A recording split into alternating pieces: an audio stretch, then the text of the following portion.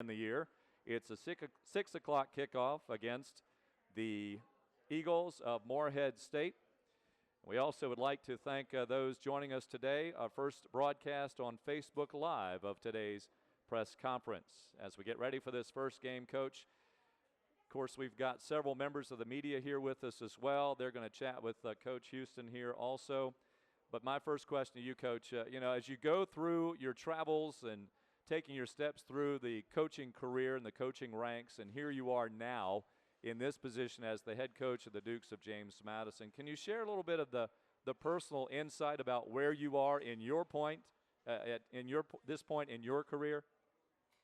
Well, I think I want to start first just thanking everybody for being here. We're excited to finally have this day upon us, and I really want to thank Mo and her family. My family's enjoyed O'Neill's a good bit since we've been here in Harrisonburg, and a great place, and we're thankful to them for allowing us to have this function here each week. But the biggest thing for me personally is just how excited my family and I are to be here in Harrisonburg and to be a part of the James Madison family. I've never had a job. I've been fortunate. I've never had a job that I didn't enjoy, and I didn't love the place I was working at, and love the people I was working with. So I've been very fortunate in my career, and I think that James Madison is no different. I just feel honored and blessed to be here, and hopefully this is a relationship that lasts a long time. And we're excited to get started this Saturday evening against Morehead State. Again, we do have members of the media here as well as Facebook watchers. Those on Facebook, you are welcome to pose some questions on the Facebook page. We'll keep an eye on that, and we'll have some of those questions from our fans out there around the globe after we conclude with the members of the media that are with us here this afternoon. Again, a reminder to those gentlemen that are here, if you'll introduce yourself before your first question today as we proceed here on our Fan and Press Luncheon at O'Neill's Grill. Gentlemen. Greg Medea, DNR. Just going into your first game here, what's kind of the mindset and attitude, I guess, you want your teams to play with week in and week out? Well, I think week in and week out we have expectations to play at a very high intensity level, to play very focused, fundamentally sound football. I always say we want to do the things that good football teams do. I think there's probably a little bit more, we just finished preseason camp, and so I think that probably today in meetings, today at practice, they're going to notice, probably just a little bit different tone from everybody, and I would expect a little bit different tone from them. I think everybody's excited for the opener, but we hope to settle in and have a consistent performance expectation week in and week out.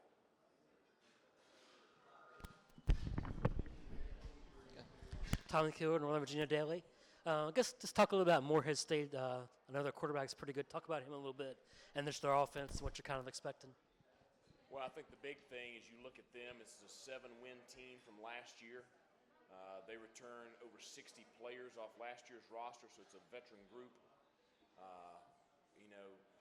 Coach has done a tremendous job there. I think he's in his 4th season as head coach, 16th season with the program, so he certainly knows what he has his philosophy embedded. But you look at them, and they're a good FCS football team. I know they have visions this year of being, in the national playoffs. That's their goal, to win the Pioneer Football League. So similar aspirations to what we have. You look at them on offense, and Austin Gahafer, hopefully I'm pronouncing that correctly, a very, very talented quarterback. He is I think I have it correct that he is the leading passer in the country, college football at all levels, returning this year with just under 9,000 yards passing for his career.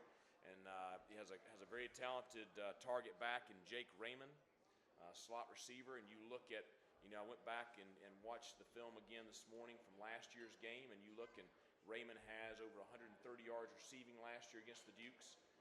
And Gahafer really marched Morehead State up and down the field continuously throughout the game. And I know the game got away from them in the second half, but you look in that game, if it weren't for one turnover, that game is a one-score game at the half. So I look at that as how dangerous they are coming into this game, because they have so much experience coming back.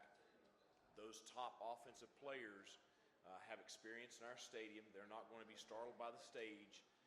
So I expect to really be challenged this Saturday defensively. And I think that everything's going to, run through the quarterback. Obviously, he's very, very talented running and passing. With Raymond, will you match up Taylor Reynolds pretty much against him in that slot spot? Will Taylor slide into the nickel spot and play against him mostly? Well, I think we're going to have to do a variety of things in coverage, to give Gahafer a variety of different looks. I don't think we can sit there and just play one thing. So I think, we've got to move some people around and play some different coverages, and I think we've got to make him feel uneasy in the pocket if we can, whether that's by pressure or by disguise. David Guzman, TV3. Coach, what approaches did you take with the Citadel that either worked or didn't work with this team here as you complete your first preseason?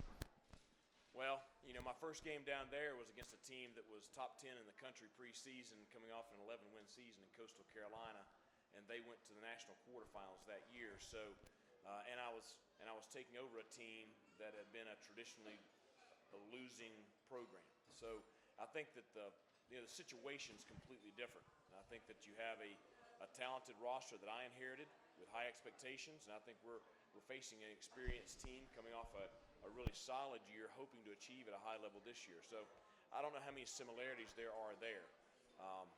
The one similarity probably for me is just the anticipation, with all the work that's went into, you start back in January and you start working towards this date. And so to finally be in game week, you have all the butterflies, you have the, you're a little more anal about stuff, you're a little more, you're maybe a little more short with people about things. I mean, it's just, you start ramping up towards, towards kickoff. Dave Thomas, ESPN Harrisonburg, JMU Radio. Let's talk about from January to now, the evolution of this team. How have you seen this team grow and improve into the team that you want them to be? Well, I think we've come a long ways. I think it was completely different in spring practice than it was in fall camp, and then I think it's going to be completely different this week. You had a completely new staff that was getting to know each other, getting to know a roster, trying to find its identity throughout the spring. I think coming into camp, we kind of knew what we wanted to be, but still we had to get everybody on the same page. And now you're going through all the game week, first game stuff. And I mean, I find myself jotting down notes constantly, changing this, changing that, just last minute tweaks. Classes have started this week also. So you have some last minute schedule adjustments with classes. So, you're handling a lot of stuff that I'll be glad when it's not our first year together, that everybody knows kind of expectations and knows how to work together. But certainly all that stuff kind of goes into that first year. But I think the kids have probably been the highlight of that because of the way they've handled all of us. I mean, I think they've handled the transition as well as anybody could expect them to handle it. And they've given us great effort in practice. And so I'm excited to see them, be able to go out and compete on Saturday on the field. Morehead State defensively, I guess what kind of problems do they pose on the defensive side of the football? I think looking at the film from last year, you have two D linemen last year that are returning, that were starters, Colt Briggs and Dustin Casey. Ryan Bennett, their leading tackler, is back. Dominic Laurie, their strong safety's back, and then their other safety who was injured, I think, after game 3, who was a starter, he's back.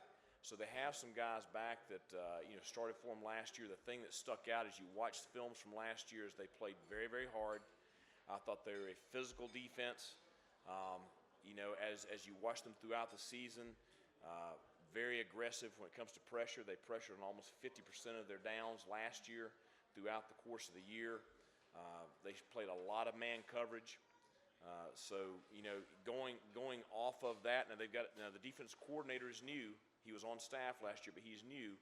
But going off of that, you have the anticipation that you're going to have a very aggressive, hard-nosed defense that you're going to face on Saturday. Now, schematically, we've got to be ready for everything because with a new coordinator, he's going to implement kind of his thoughts and his presence on what they do on the field. So we've got to be prepared for everything.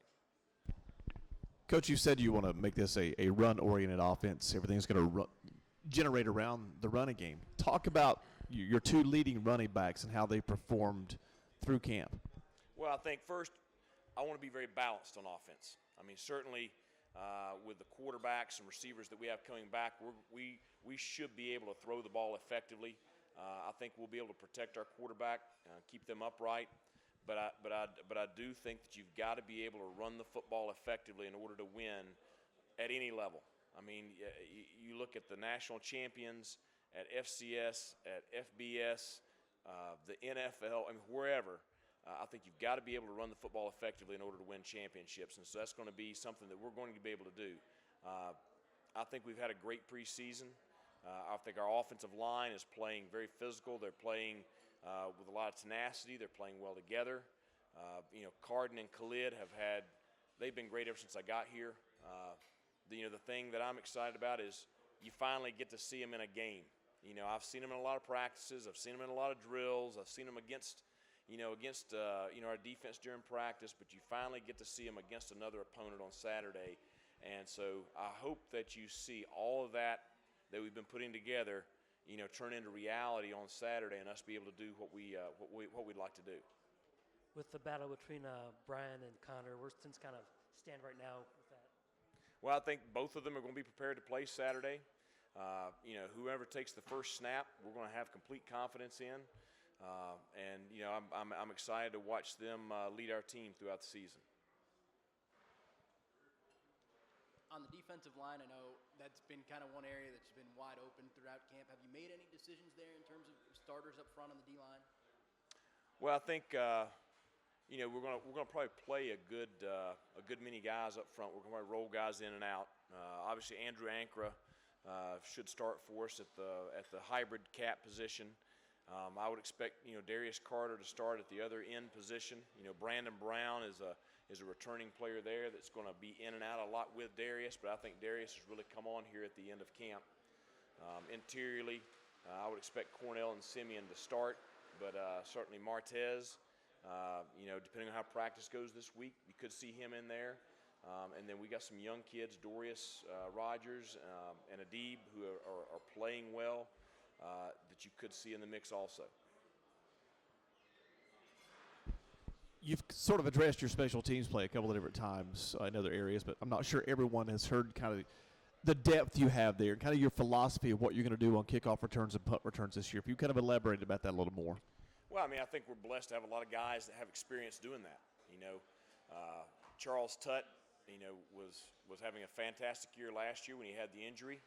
And then, Brandon Ravenel came on and filled in, and they didn't miss a beat with kick returns. So, we got experience there with those two back, with a lot of other guys that have filled that role also, but those two will be the primary ones. Then with the punt returns, you have Rashard Davis, John Miller, and Tutt also, who have had experience and have done a great job. So I think the good thing is if somebody's tired, if somebody's banged up or whatever, it's not like you're putting in an inexperienced guy back there. So we're blessed to have that kind of depth. I know you had a kicking competition. Is Tyler going to be your kicker, your place kicker? Yeah, Tyler will place kick for us starting out Saturday, and he'll handle our kickoff duties. And then Gunner will start out as our punter on Saturday. Coach, we do have a couple of questions that came in during our Facebook Live today, so this is a unique experience for all of us, so thank you for joining us here on this opportunity. One of those came in from our friend John McNamara, who wants to know, Coach, can you speak to how involved you are in calling plays on game day? Well, this a little bit of a new experience, not handling play calling duties any longer. I did it for, quite a while, but I found that it's better if you have somebody that's their primary focus, when you get to, running an entire program at this level. So, Coach Kirkpatrick and I, we'll work throughout the week as far as developing game plan and philosophy of how we're going to approach things. Same thing with Coach Trott and I. Same thing with Coach Bowers and I on special teams. At the end of the day, they're going to do what they're paid to do on game day, and that's they're going to call the plays. Now, certainly, I'm going to be involved situationally. I may see something or I may want to do something in a certain situation during the ball game, to where I may say this is what we need to do right here. But at the end of the day, they'll handle the play calling responsibilities. Coach, here's a question from Steve Brown, a big supporter of JMU football and JMU athletics in general. He has a question about pregame and postgame activities. I know you're really worried about what happens the 60 minutes the Dukes are on the field, but if you can address the ideas of, well, we've had the dog walk before and singing the fight song at the end of the game. These are traditions that have kind of built up over the last 10, 15 years. Right.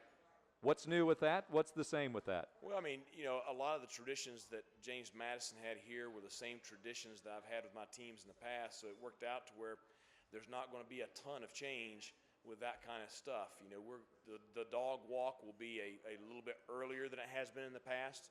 I'd anticipated probably about 2 hours and 40 minutes before kickoff for the players to arrive over in front of Shoker Hall. And we'll do the dog walk there, through our alumni. I think it's a great time to interact with our fans and with our alumni, and for them to see the kids as they're getting ready to go out and play. After the game, I think the tradition, long-standing, has been for the team to go down and sing the alma mater, in front of the crowd, in front of the home crowd, and that's something that we did at the Citadel, which is a long-standing tradition there. So it's something that we feel very comfortable in, and we'll continue. Hopefully we're doing it after a win more than after a loss, because certainly that makes it a lot more enjoyable to sing to sing along. And then in the locker room after the game, there's certain things that we do when we win, and that'll remain in the locker room. But I've found that those traditions there are the ones that I still have players that played for me 5 or 6 years ago that talk about our experiences in locker rooms after big wins, and how they never forget those moments. So those are special times for anybody that's been in that situation. All right, very good, Coach. A couple of other comments. Susan Conley thinks you look nice in purple, so that's good. Thank you, Susan. Also, I appreciate that. Yeah, Dave Barnes wants to know, and you mentioned a little bit, you talked a bit about the quarterback situation, but he's more specific here. Do you plan to play both top quarterbacks, or is it based on the score, on what's happening in the game? How do you approach that going into a contest, Coach? Well, the one thing is I don't ever want anybody looking over their shoulder. So whoever starts the game is going to be our quarterback. At the same time, we're blessed that we will have a solid backup, if we were to need them at any point in time. And I think that really we don't want to treat that position any different than any other position. At the same time, there is a certain rhythm, and I want to make sure that that each quarterback, whomever it is in the ball game, has an opportunity to get in a rhythm. A couple more questions here that have come in on Facebook Live. Let's see here. Will there be any true freshmen playing this weekend? Yeah, there will be. There should be on offense, Mac Patrick. I expect him to play Saturday. Defensively, I would say that John Dacca, Bryce McGinley, and Adam Smith. And Dorius Rogers. I think those four would at the least all four see playing time. Also, I think you may have mentioned this, but you did talk about Coach Kirkpatrick from ECU. Will he be on the sideline, or will he be up in the booth?